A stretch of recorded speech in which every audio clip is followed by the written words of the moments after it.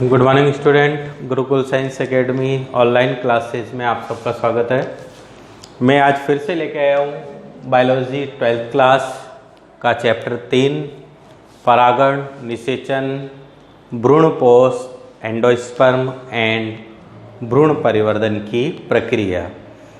Last video के अंदर हमने इसका पार्ट फर्स्ट देखा था, जिसके अंदर आवृत बीजी पादपों के अंदर निषेचन क्रिया से पूर्व होने वाली एक विशेष प्रकार की प्रक्रिया परागण, उसके बारे में हमने वहाँ पर अध्ययन किया था।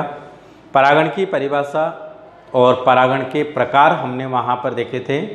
परागण दो प्रकार का होता है, एक स्वपरागण और एक दूसरा परपरागण।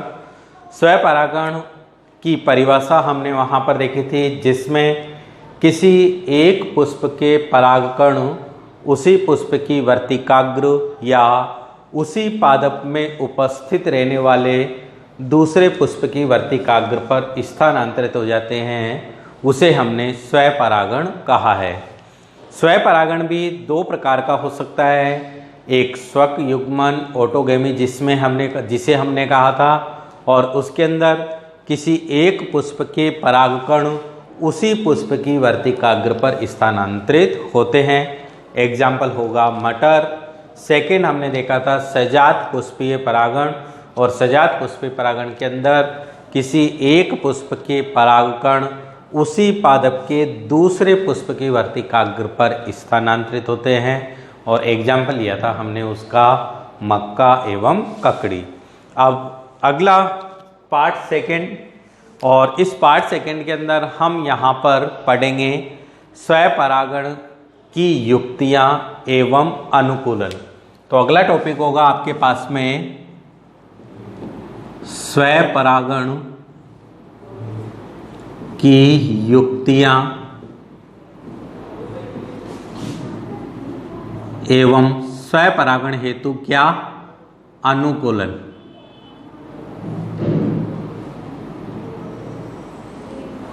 चलिए देखिए, सबसे पहले यहाँ पर स्वपरागण की युक्तियों एवं अनुकूलन के अंतर्गत किन पुष्पों के अंदर स्वपरागण की प्रक्रिया संपादित होगी।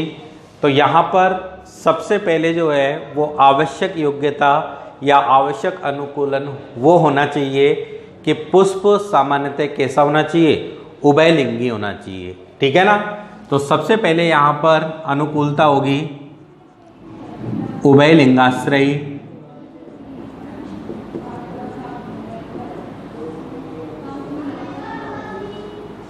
उभयलिंगाश्रयी।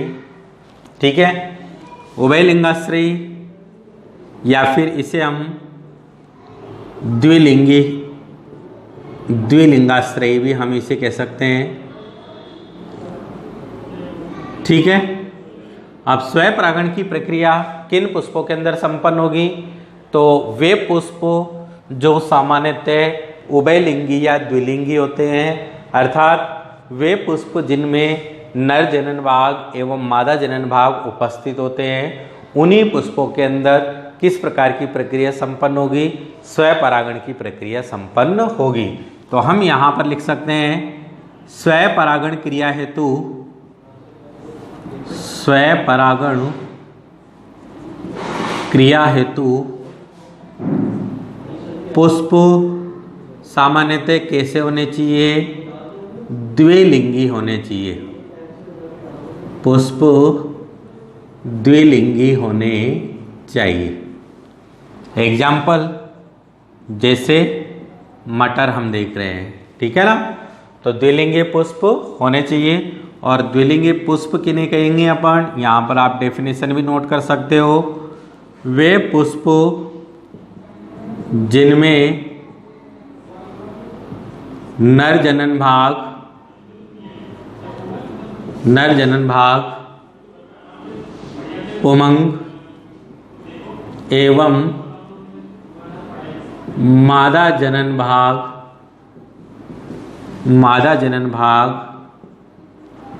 जायांग दोनों उपस्थित होते हैं, कौन से पुष्प कहलाएंगे, द्विलिंगी पुष्प कहलाते हैं। द्विलिंगी पुष्प कहलाते हैं। ठीक है, एग्जाम्पल हो जाएगा मटर। जैसे ये आपके पास में पुष्प है और पुष्प के अंदर ये इसका बाह्य दल वाला भाग, बाह्य दल से ऊपर की ओर दलपुंज वाला भाग, और इस पुष्प के अंदर ये इसका मादा जनन भाग जायांग, और ये पुष्प का नरजनन भाग। तो यहाँ पर इस पुष्प के अंदर जायांग भी उपस्थित है और इस पुष्प के अंदर क्या उपस्थित है, पुमंग भी उपस्थित है। तो ये जो पुष्प होगा यह पुष्प क्या कहलाएगा, द्विलिंगी या उभयलिंगी पुष्प कहलाएगा। तो स्वपरागण हेतु पहला अनुकूलन क्या होना चाहिए कि स्वपरागण हेतु क्रिया हेतु पुष्प सदैव कैसे होने चाहिए, द्विलिंगी होने चाहिए। सेकेंड होना चाहिए इनके अंदर समकाल पक्वता, समकाल पक्वता।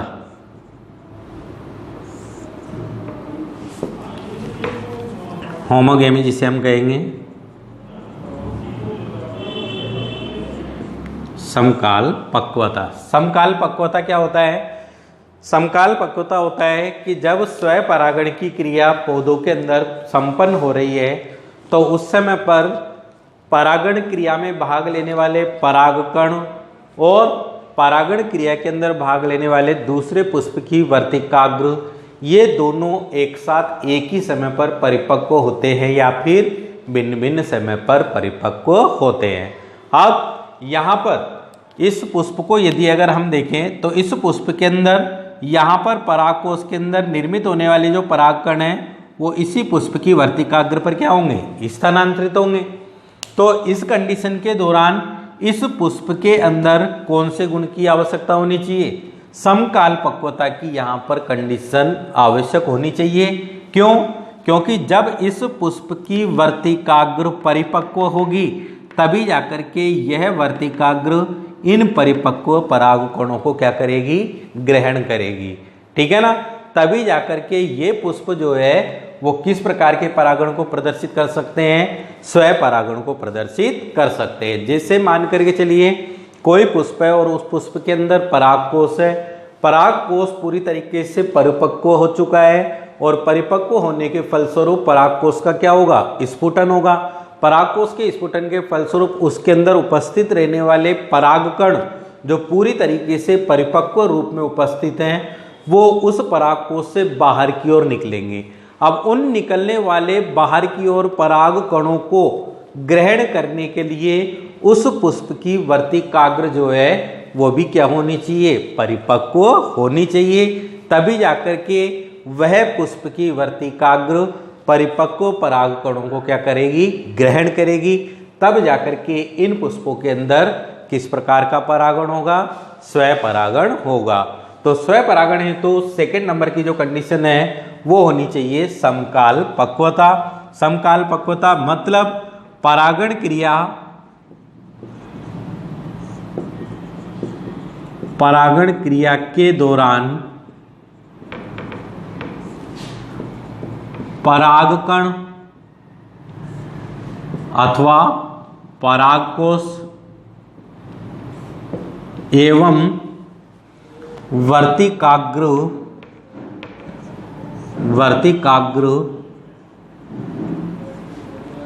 दोनों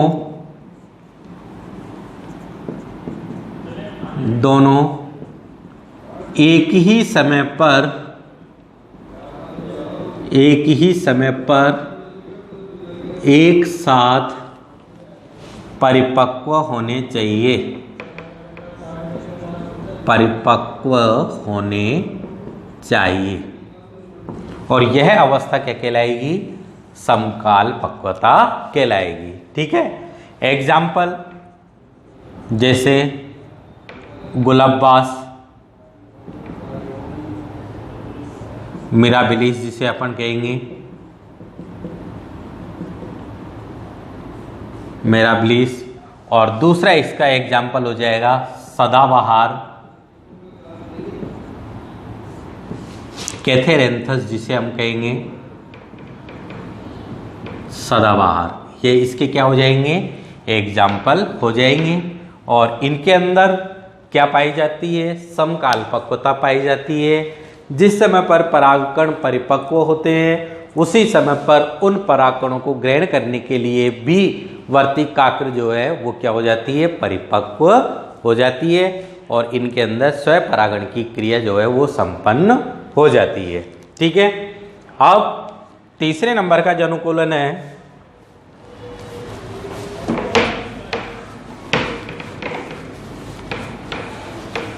तीसरे नंबर का अनुकूलन होगा अनुन्मील्यता।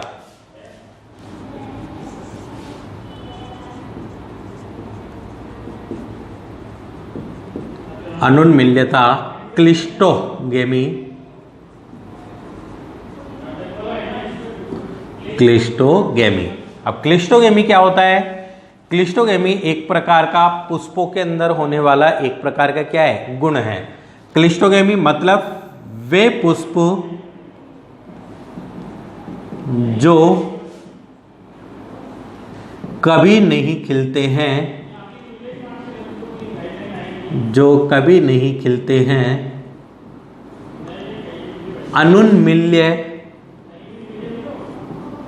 अनुन्मील्य पुष्प कहलाते हैं।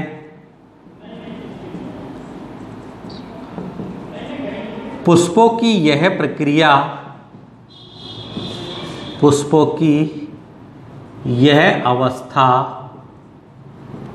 क्या कहलाएगी, क्लिस्टोगेमी मतलब अनुन्मील्यता कहलाती है। क्लिस्टोगेमी अनुन्मील्यता कहलाती है। क्या होता है, कभी कभी कुछ पुष्प ऐसे आपके पास में होते हैं जो उनके जीवन काल में कभी नहीं खिलते हैं। अब पुष्प कैसे हैं, पुष्प द्विलिंगी है, ठीक है ना, और वो कभी क्या है, खिले नहीं है, मतलब उनके पूरे भाग जो है वो बाहर की ओर स्पष्ट रूप से अपन को दिखाई नहीं दिए हैं। ठीक है। तो अब ऐसे पुष्पों के अंदर सामान्यतः किस प्रकार का परागण पर देखा जाएगा, स्वपरागण उनके अंदर देखा जाएगा, क्योंकि वो पुष्प अंदर की अंदर ही परागकणों को कहाँ पर स्थानांतरित कर देंगे, पुष्प की वर्तिकाग्र पर स्थानांतरित कर देंगे। ठीक है ना। तो वे पुष्प जो उनके जीवन काल में कभी नहीं खिलते हैं, ऐसे पुष्पों को तो क्या कहा जाएगा, अनुन्मील्य पुष्प कहा जाएगा, अनुन्मील्य पुष्प कहा जाएगा। और पुष्पों की यह अवस्था क्या कहलाती है, क्लिस्टोगेमी या अनुन्मील्यता कहलाती है। ऐसे पुष्प सदैव किस प्रकार के परागण को प्रदर्शित करेंगे, स्वपरागण की प्रक्रिया को, स्वपरागण की प्रक्रिया को क्या करते हैं, प्रदर्शित करते हैं। स्वपरागण की प्रक्रिया को क्या करते हैं, प्रदर्शित कर रहे हैं। ठीक है ना। एग्जाम्पल हो जाएगा इसका ऑक्जेलिस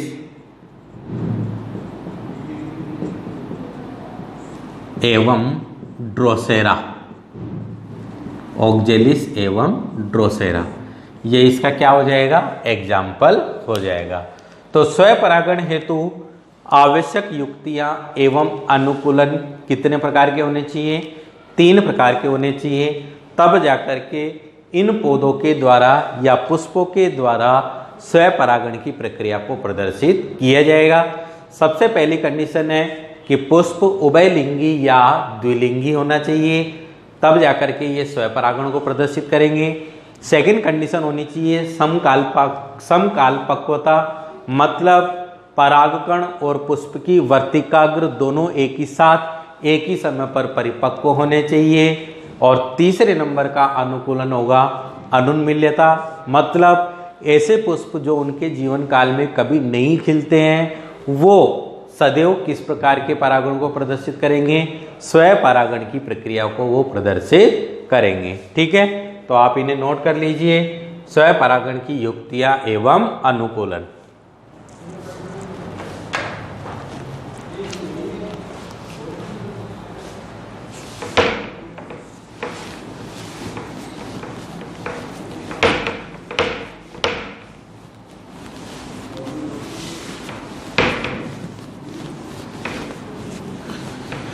चलिए अब हम यहाँ पर अगला टॉपिक लेते हैं, परागण का दूसरे नंबर का प्रकार। परागण कितने प्रकार का होता है? 2 प्रकार का, एक स्वपरागण और दूसरा परपरागण। स्वपरागण हमने यहाँ पर पूरी तरीके से कंप्लीट कर लिया है। अब हम यहाँ पर परागण का दूसरे नंबर का प्रकार ले रहे हैं, परपरागण, क्रॉस पॉलिनेशन।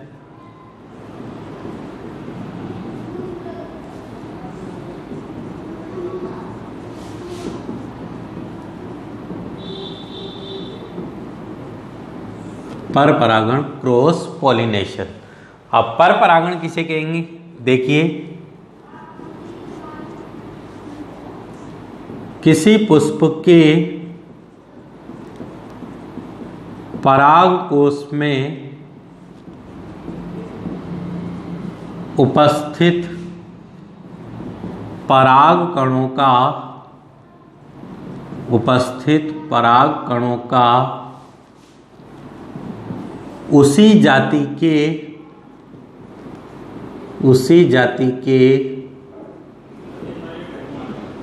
दूसरे पुष्प की वर्तिकाग्र पर स्थानांतरित होने की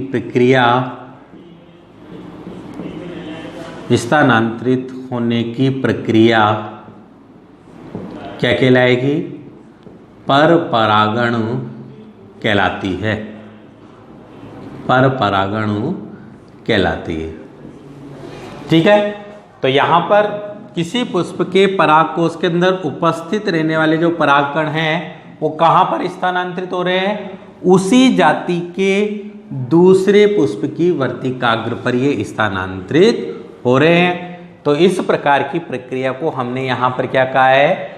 परपरागण कहा है। ठीक है, तो देखिए एक चित्र के डायग्राम के माध्यम से हम यहाँ पर इसे देख सकते हैं, परपरागण की प्रक्रिया, कि ये आपके पास में कोई पादप है और इस पादप के अंदर ये उपस्थित रहने वाला क्या है? पुष्प है। इस पादप के अंदर उपस्थित रहने वाला यह पुष्प है और इस पुष्प के अंदर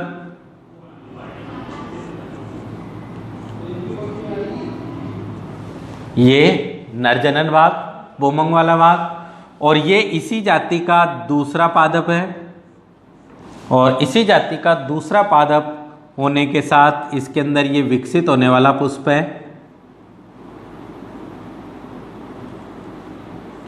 विकसित होने वाला पुष्प है और लेकिन इस पुष्प के अंदर केवल कौन सा भाग उपस्थित है? मादा जनन भाग उपस्थित है। अर्थात ये आपके पास में समान जाति के 2 पादप है, पादप ए और दूसरा पादप बी, लेकिन इन दोनों पादपों के अंदर उपस्थित या विकसित होने वाले जो पुष्प हैं वो कैसे हैं? एक लिंगी पुष्प है।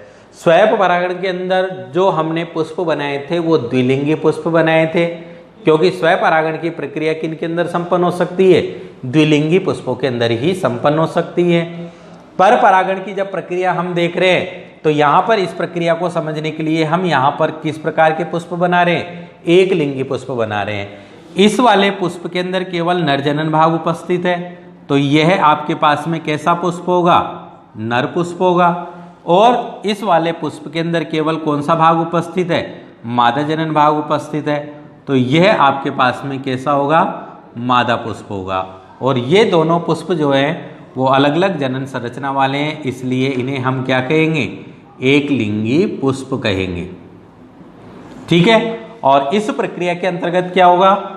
इस पुष्प के अंदर जो परागकोश उपस्थित है, इस परागकोश के अंदर उपस्थित रहने वाले परागकण जो है वो दूसरे पुष्प की उसी जाति का, ये उसी जाति का दूसरा पादप है और दूसरे पुष्प की वर्तिकाग्र पर यहाँ पर परागकणों का क्या हुआ है? स्थानांतरण हुआ है। और इस प्रकार की प्रक्रिया को हमने यहाँ पर क्या कहा है? परपरागण कहा है। ठीक है ना?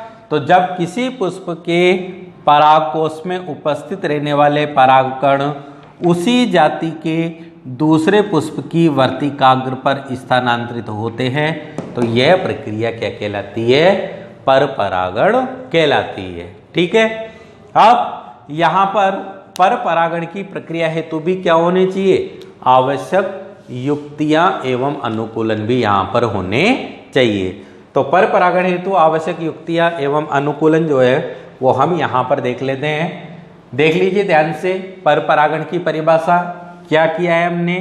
किसी पुष्प के परागकोश में उपस्थित परागकण, परागकोश में उपस्थित परागकण उसी जाति के, तो उसी जाति का ये आपके पास में दूसरा पादप है और दूसरे पादप में विकसित होने वाला पुष्प है जो मादा पुष्प के रूप में उपस्थित है, और उस पुष्प की वर्तिकाग्र पर इनका क्या हो रहा है, स्थानांतरण हो रहा है, और यह प्रक्रिया यहाँ पर क्या कहलाई है, पर परागण कहलाती है।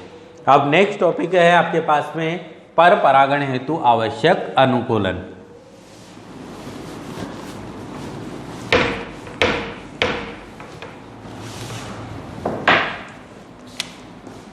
टॉपिक होगा पर परागण की आवश्यक युक्तियां एवं अनुकूलन। आवश्यक युक्तियां एवं अनुकूलन। तो सबसे पहला अनुकूलन तो क्या हो जाएगा, स्वयं परागण के अंदर पहला अनुकूलन क्या था, पुष्प कैसे होने चाहिए, द्विलिंगी होने चाहिए, और पर परागण के अंदर आवश्यक अनुकूलन क्या होना चाहिए, पुष्प एक लिंगी यहां पर होना चाहिए। तो सबसे पहला अनुकूलन हो जाएगा एक लिंगता,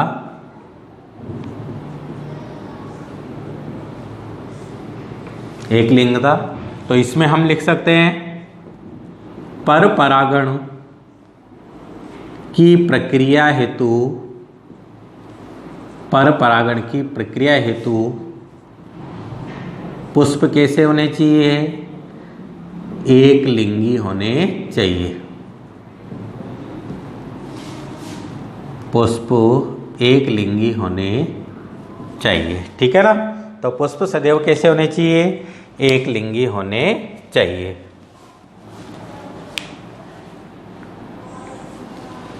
दूसरा अनुकूलन क्या होना चाहिए, तो दूसरा अनुकूलन यहां पर हो जाएगा स्वयंबंध्यता।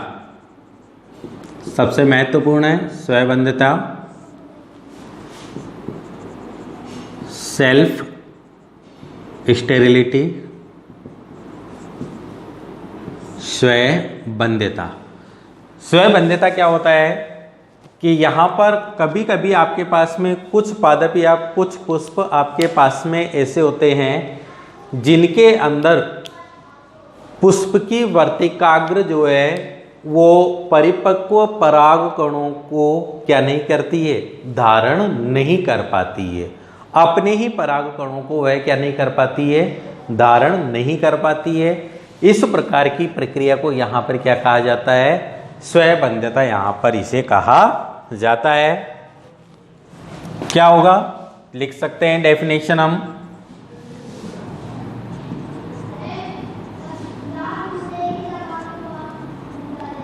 किसी पुष्पों में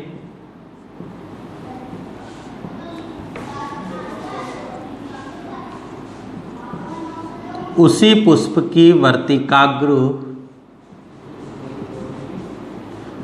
उसी पुष्प की वर्तिकाग्र अपने ही पराग कणों को ग्रहण नहीं कर पाती है,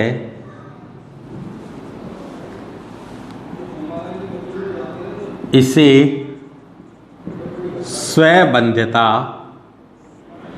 स्वयंबंध्यता कहते हैं, ठीक है ना। तो पुष्प यहाँ पर इस स्वयंबंध्यता के अंदर पुष्प तो है कैसा, द्विलिंगी है। पुष्प यहाँ पर कंडीशन दे रखी है कि यदि अगर पुष्पों के अंदर कैसा गुण हो, पुष्पों के अंदर यदि अगर स्वयंबंध्यता का गुण हो तो वो किस प्रकार के परागणों को प्रदर्शित करेंगे, पर परागण को वो प्रदर्शित करेंगे। अब यहाँ पर इस स्वयंबंध्यता के अंदर यदि अगर हम देखें तो पुष्प सामान्यतः कैसा है, पुष्प यहाँ पर सामान्यतः द्विलिंगी है। क्यों, देखो हमने यहाँ पर डेफिनेशन के अंदर क्या लिखा है कि पुष्पों में उसी पुष्प की वर्तिकाग्र अपने ही पराग कणों को क्या नहीं कर पाती है, ग्रहण नहीं कर पाती है। तो पुष्प द्विलिंगी है और उसके अंदर परिपक्व वर्तिकाग्र है, लेकिन वह वर्तिकाग्र अपने ही पराग कणों को क्या नहीं कर पा रही है, ग्रहण नहीं कर पा रही है। तो जब उस पुष्प की वर्तिकाग्र उस परागकणों को ग्रहण नहीं करेगी तो परागकण निकल करके कहां पर पहुंचेंगे? दूसरे पुष्प की वर्तिकाग्र पर, अपनी ही जाति के दूसरे पुष्प की वर्तिकाग्र पर वो पहुंचेंगे। तो जब अपनी ही जाति के दूसरे पुष्प की वर्तिकाग्र पर पहुंचेंगे तो किस प्रकार के परागण को प्रदर्शित कर दिया जाएगा? इनके द्वारा पर परागण की प्रक्रिया को इनके द्वारा प्रदर्शित कर दिया जाएगा। और ऐसे पुष्प जिनके अंदर इस प्रकार की प्रक्रिया नहीं हो पाती और ये पर परागण के अंदर भाग ले लेते हैं, तो इस प्रकार के गुण को यहाँ पर क्या कहा जाएगा? स्वबंध्यता यहाँ पर कहा जाएगा। एग्जाम्पल के तौर पर हम देख सकते हैं अंगूर, ठीक है ना। और दूसरा एग्जाम्पल हो जाएगा इसका राखी बेल। राखी बेल इसका क्या हो जाएगा? दूसरा एग्जाम्पल हो जाएगा, ठीक है। तो ये होगा आपके पास में स्वबंध्यता।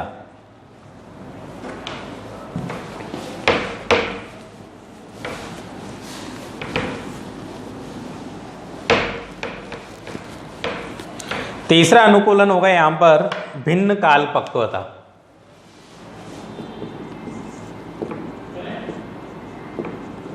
भिन्न काल पक्वता,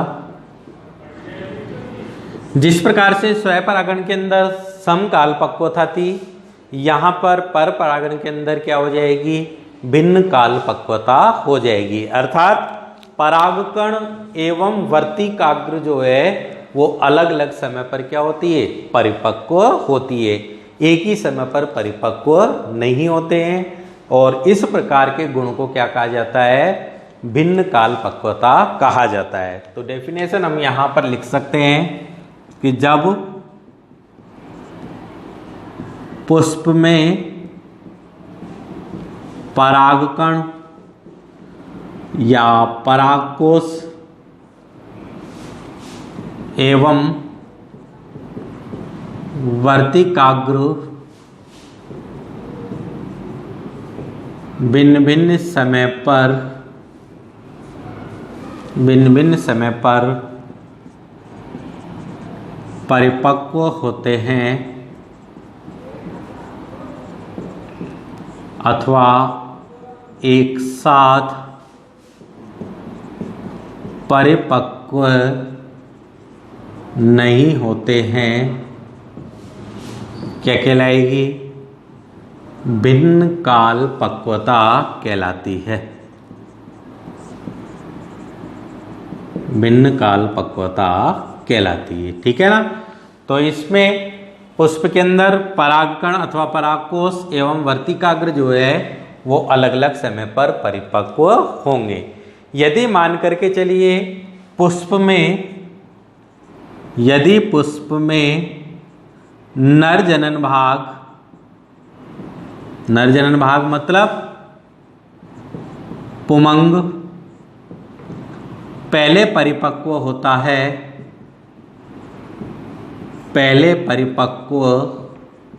है तो यह क्या कहलाएगी? पुंपूर्वता कहलाती है। और यदि पुष्प में मादा जनन भाग मतलब जायांग का कौन सा वाला भाग? वर्तिकाग्र वाला भाग, वर्तिकाग्र पहले परिपक्व होती है तो यह स्त्री पूर्वता कहलाती है। यह क्या कहलाएगी? कंडीशन स्त्री पूर्वता यहाँ पर ये कहलाएगी, ठीक है ना। तो पुंपूर्वता और स्त्री पूर्वता जो है वो यहाँ पर देखी जा सकती है। यदि अगर पुष्प में जनन भाग, नर जनन भाग यदि अगर किससे पहले? वर्तिकाग्र से पहले यदि अगर परिपक्व होता है तो यह पुंपूर्वता कहलाती है। एग्जाम्पल के तौर पर हम किसके अंदर देख सकते हैं? जैसे साल्विया के पुष्प के अंदर हम पुंपूर्वता वाली जो कंडीशन होती है उसको हम यहाँ पर देख सकते हैं। और यदि अगर पुष्प में मादा जनन भाग मतलब वर्तिकाग्र किससे पहले, परागकण अथवा परागकोश से पहले परिपक्व होता है, तो ये कंडीशन जो है वह क्या कहलाती है, स्त्री पूर्वता कहलाती है। और इसका यहाँ पर एग्जाम्पल हो जाएगा ब्रेसिकेसी एवं रोजेसी कुल के पुष्प, ब्रेसिकेसी एवं रोजेसी कुल के पुष्प। तो ये जो प्रक्रिया है, तीसरे नंबर का जो आवश्यक अनुकूलन है पर परागण हेतु, यह पुष्पों के अंदर कैसा होना चाहिए, भिन्न काल पक्वता वाला होना चाहिए। भिन्न काल पक्वता हमने किसे कहा है कि जब पुष्प में परागकण अथवा परागकोश वर्तिकाग्र एवं वर्तिकाग्र भिन्न भिन्न समय पर परिपक्व होते हैं। तो कोई भी पुष्प है और पुष्प के अंदर परागकण अथवा परागकोश और दूसरा पुष्प जिसके अंदर वर्तिकाग्र, यदि अगर ये अलग अलग समय पर परिपक्व हो रहे हैं तो यह प्रक्रिया क्या कहलाएगी, भिन्न काल पक्वता कहलाएगी। भिन्न काल पक्वता में भी यदि अगर पहले मादा जनन भाग मतलब इस वर्तिकाग्र से पहले यदि अगर परागकोश अथवा परागकण परिपक्व हो जाता है तो यह अवस्था पुंपूर्वता कहलाती है। एग्जाम्पल हो जाएगा साल्विया के अंदर। और यदि अगर पुष्प में मादा जनन भाग मतलब वर्तिकाग्र परागकोश अथवा परागकण से पहले परिपक्व हो जाता है तो यह प्रक्रिया क्या कहलाएगी, स्त्री पूर्वता कहलाएगी। और एग्जाम्पल हो जाएगा ब्रेसिकेसी एवं रोजेसी कुल के पादप।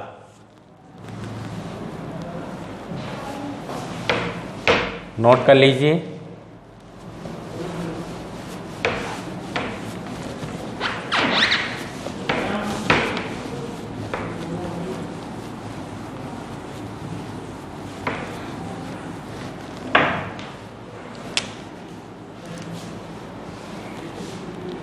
नेक्स्ट अनुकूलन देखिए, चौथे नंबर का अवरुद्ध परागणता। अवरुद्ध परागणता या इसे हर्कोगेमी कहा जाता है। हर्कोगेमी इसे कहा जाता है। अवरुद्ध परागणता या हर्कोगेमी जो है उसके अंतर्गत किस प्रकार की कंडीशंस इन पादपों के अंदर, पुष्पों के अंदर देखी जा सकती है। हर्कोगेमी मतलब अवरुद्ध परागणता। अवरुद्ध परागणता मतलब यहाँ पर परागण प्रक्रिया को क्या किया जाएगा, अवरुद्ध किया जाएगा। अब परागण प्रक्रिया अवरुद्ध किस प्रकार से हो सकती है, तो परागण प्रक्रिया अवरुद्ध इस प्रकार से हो सकती है कि पुष्प के अंदर प्राकृतिक रूप से संरचनात्मक अवरोध उत्पन्न हो जाएगा। प्राकृतिक रूप से संरचनात्मक अवरोध कैसे उत्पन्न हो जाएगा, या तो पुष्प की वर्तिकाग्र जो है वो लंबी हो जाएगी और पुंकेसर जो है वो कैसे रह जाएंगे, छोटे रह जाएंगे। तो यदि अगर पुंकेसर छोटे और वर्तिकाग्र यदि अगर जायंग वाला भाग यदि अगर कैसा हो जाए, लंबा हो जाता है, तो ऐसी स्थिति में पुष्प के परागकण जो है वो पुष्प की वर्तिकाग्र पर नहीं पहुंच पाते हैं और इस प्रकार की कंडीशन को यहाँ पर कहा जाता है अवरुद्ध परागणता या हर्कोगेमी। और ऐसी कंडीशन जब पुष्पों के अंदर प्रदर्शित होगी तो ये पुष्प सदैव किस प्रकार के परागण को प्रदर्शित करेंगे, पर परागण की प्रक्रिया को प्रदर्शित करेंगे। डेफिनेशन अपन लिख सकते हैं, किन्हीं पुष्पों में प्राकृतिक संरचनात्मक अवरोध, प्राकृतिक संरचनात्मक अवरोध उत्पन्न हो जाता है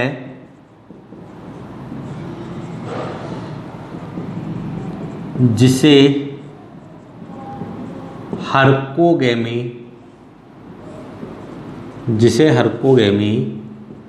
कहा जाता है। जैसे किसी पुष्प में पुंकेसर छोटे एवं वर्तिका अर्थात जयांग वाला भाग जो है लंबी हो जाती है, जिससे इस पुष्प के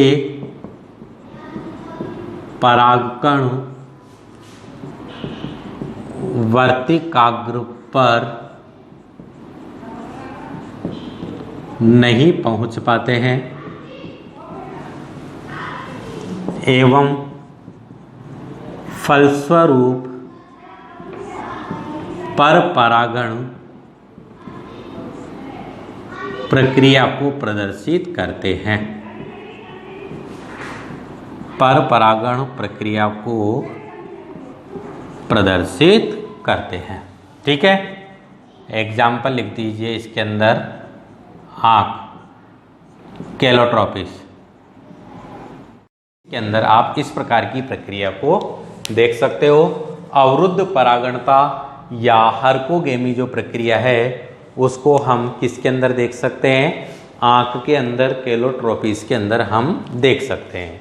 हरकोगेमी पुष्पों के अंदर प्राकृतिक संरचनात्मक अवरोध क्या हो जाता है? उत्पन्न हो जाता है, जिसे हमने क्या कहा है? अवरुद्ध परागणता या हरकोगेमी कहा गया है। मतलब यह परागण प्रक्रिया को क्या करेगा? अवरुद्ध करेगा। अब एग्जाम्पल के रूप में देख सकते हैं कि जैसे आँख या कैलोट्रोपिस के पुष्प को यदि अगर हम देखें तो उसके अंदर पुंकेसर छोटे रह जाते हैं और वर्तिका स्टाइल जो है, मतलब जैंग वाला जो भाग है वह कैसा हो जाता है? लंबा हो जाता है, जिससे इस पुष्प के परागकण वर्तिकाग्र पर नहीं पहुंच पाते हैं एवं फलस्वरूप ये पर परागण की प्रक्रिया को प्रदर्शित करते हैं। तो यह है आपके पास में अवरुद्ध परागणता या हरकोगेमी।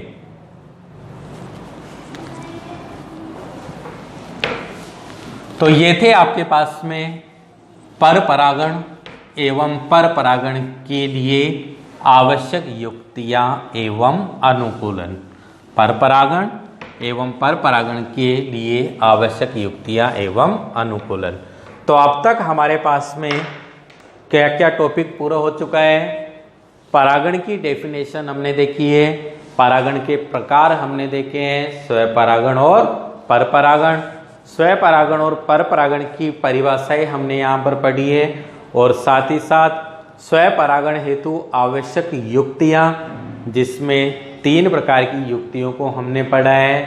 एक द्विलिंगाश्रयी, दूसरा समकाल पक्वता और तीसरा अनुमूल्य पुष्प। इसी प्रकार से पर परागण हेतु भी आवश्यक युक्तियां एवं अनुकूलन होने चाहिए और उसके अंदर हमने 4 प्रकार के अनुकूलन को पढ़ा है। पहला एक लिंगता, दूसरा भिन्न काल पक्वता, तीसरा स्वबंध्यता और चौथा अवरुद्ध परागणता या हरकोगेमी। ठीक है, तो इस वीडियो के अंदर आज के लिए इतना ही। नेक्स्ट पार्ट 3 लेकर के आएंगे, जिसके अंदर हम पर परागण की विधियां के बारे में अध्ययन करेंगे कि पर परागण जो है वो कितने प्रकार का हो सकता है। स्वपरागण के प्रकार तो हमने पढ़ लिए थे, 2 प्रकार का हुआ था, एक स्वयुग्मन और दूसरा सजात पुष्पी परागण। लेकिन यहाँ पर परागण जो है वो किस प्रकार का हो सकता है? क्योंकि पर परागण की प्रक्रिया के अंतर्गत क्या हुआ है कि किसी एक पुष्प के परागकण जो है वो उसी जाति के दूसरे पुष्प की वर्तिकाग्र पर स्थानांतरित हुए हैं।